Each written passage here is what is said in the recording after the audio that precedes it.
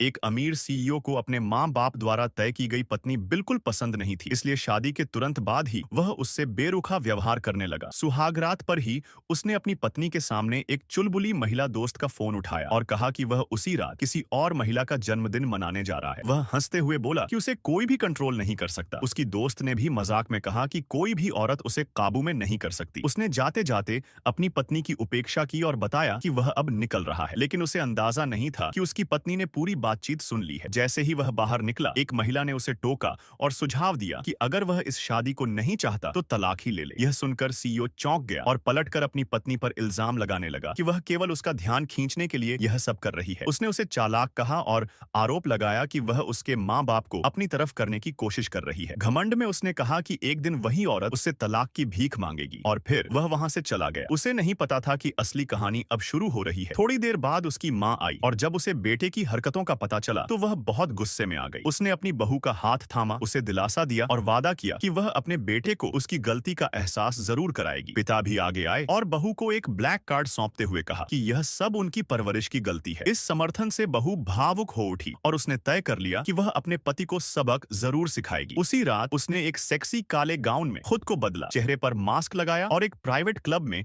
एक डांसर के रूप में मंच पर उतरी। उसके मोहक नृत्य ने दर्शकों में बैठे सीईओ को पूरी तरह से दीवाना बना दिया। वह इतना प्रभावित हुआ कि सिर्फ उसका चेहरा देखने के लिए 1 मिलियन खर्च कर दी। जैसे ही महिला ने अपना मास्क हटाया, उसके सामने उसकी पत्नी का चेहरा था। वही पत्नी जिसे वह सीधी सादी और उबाऊ समझता था, लेकिन अब वो उसकी सबसे बड़ी हैरानी बन चुकी थी।